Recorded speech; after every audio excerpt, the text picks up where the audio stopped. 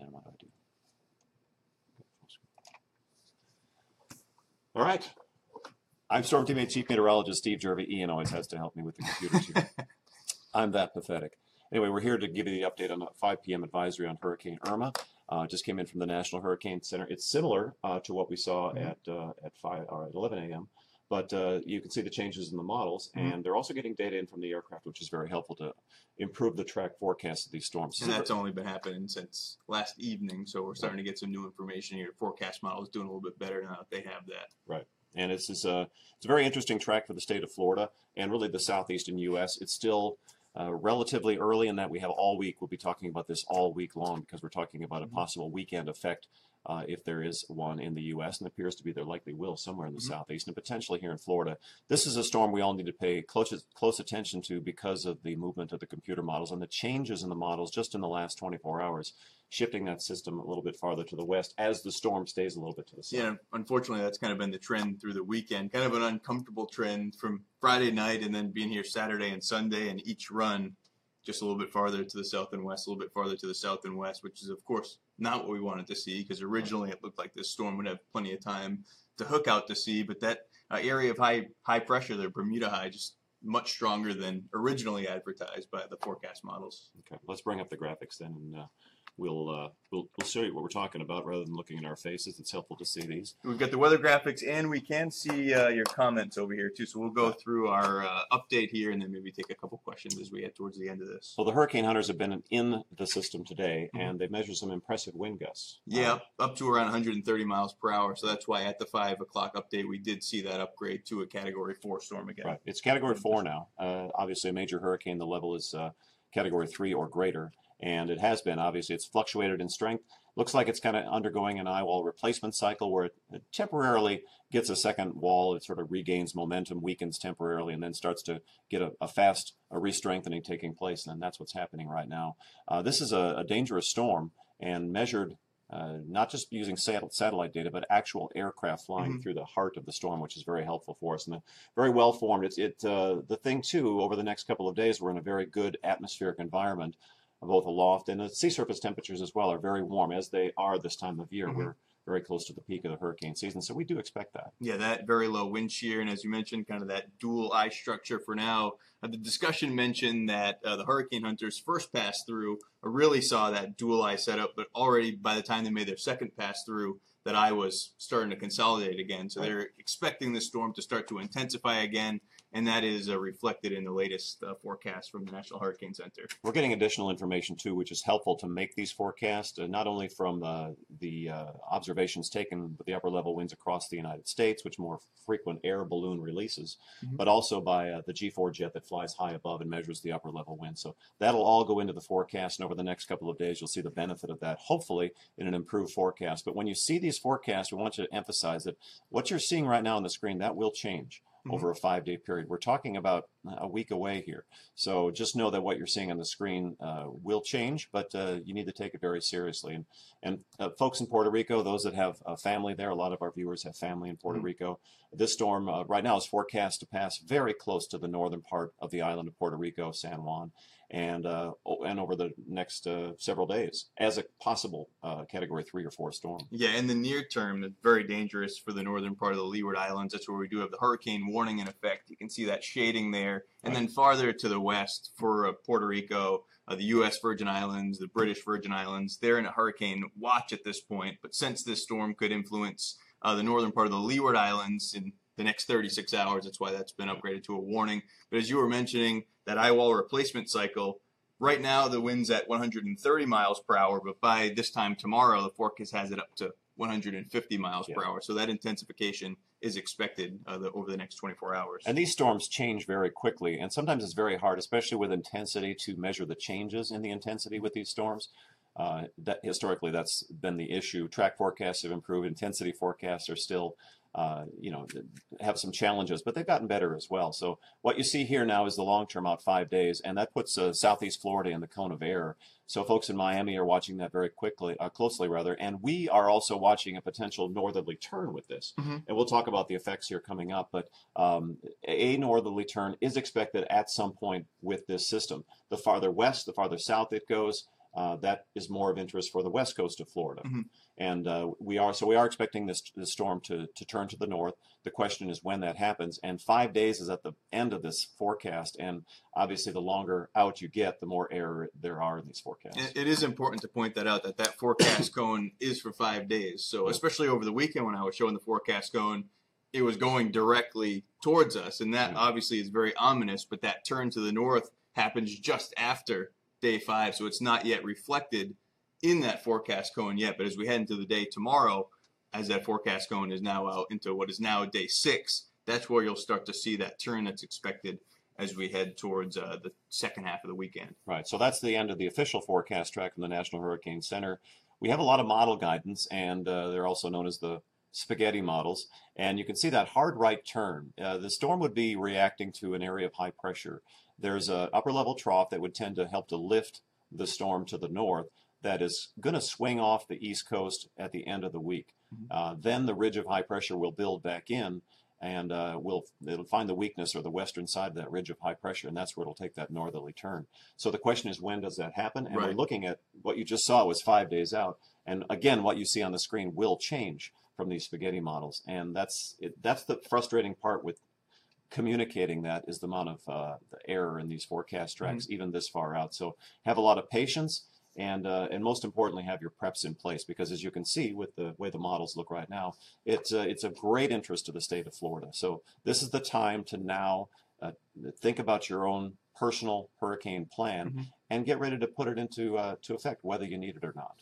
Yeah, but we'll show you those two weather features. But something to point out here is you look at the spaghetti models, even out through day 5, that tight grouping just to the north of Puerto Rico, just to the north of Hispaniola, just to the north of Cuba, and then all of them in pretty good agreement of that sharp turn to the north.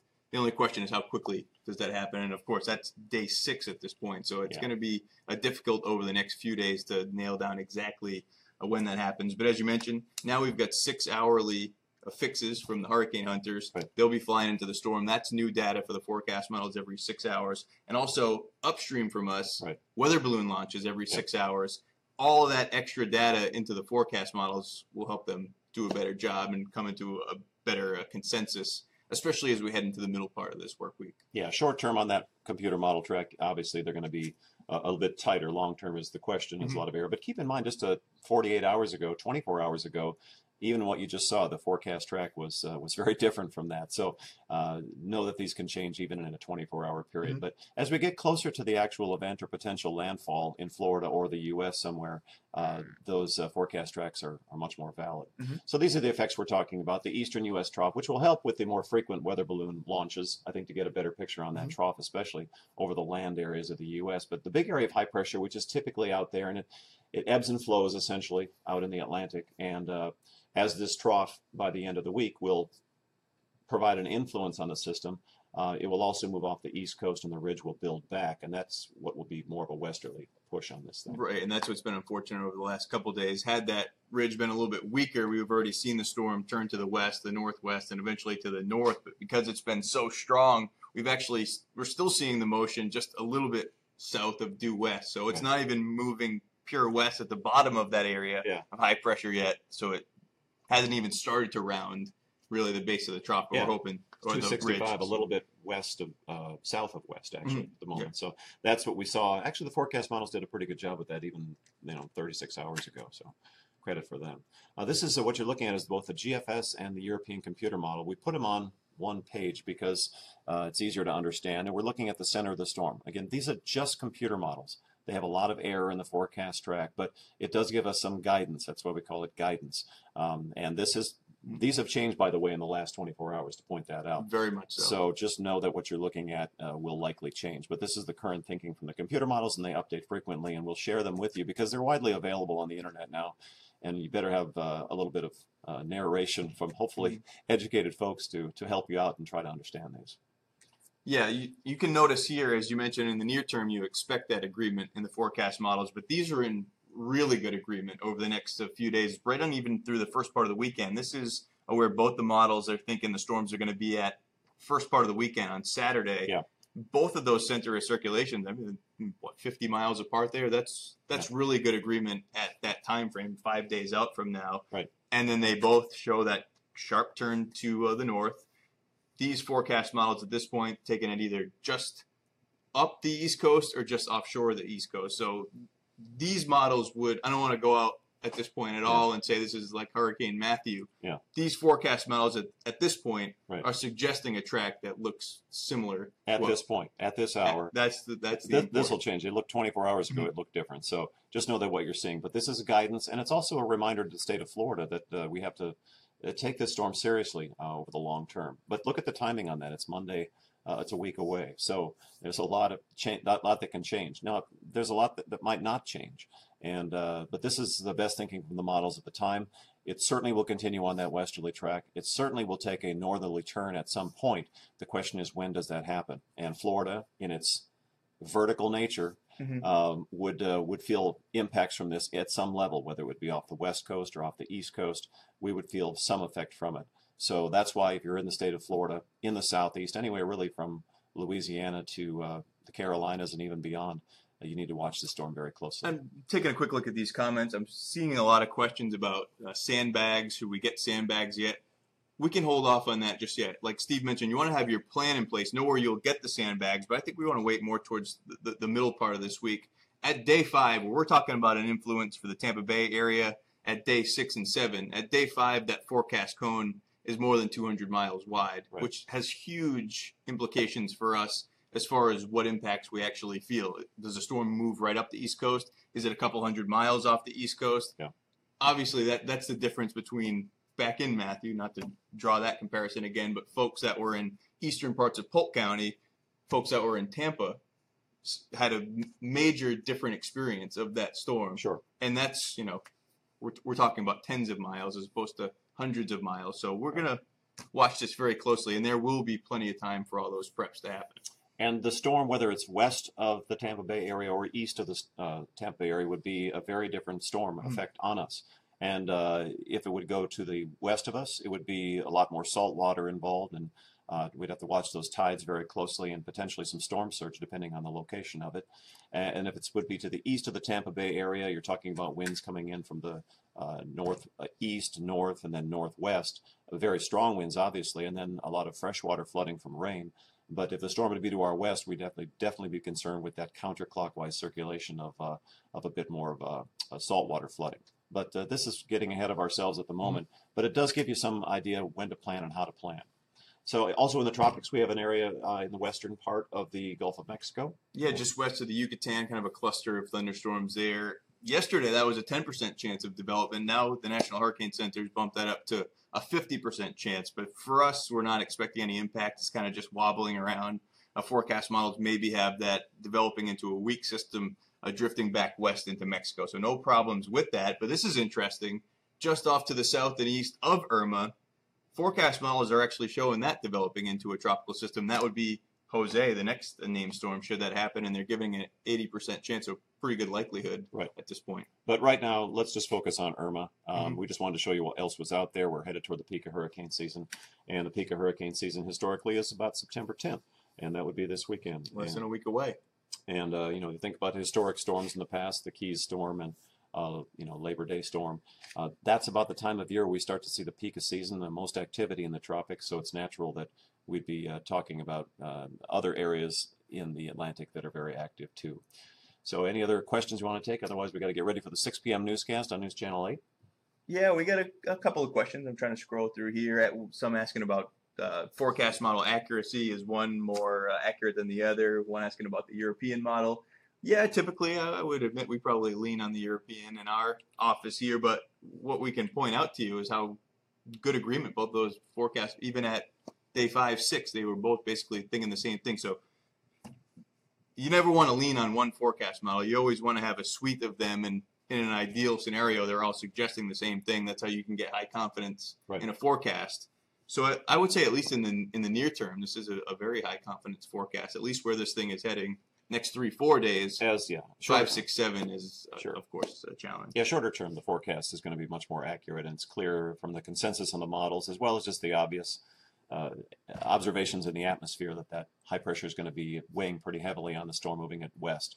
So I think you can be fairly confident over 2-3 days. Beyond that, though, and when that northerly turn, that's another question. So you have to have a lot of patience, calm, and just prudence when you look at and hear things and see things on social media and the internet, to just know that the responsibility ultimately is to prepare is to you and your family, because everybody's got a unique preparation plan.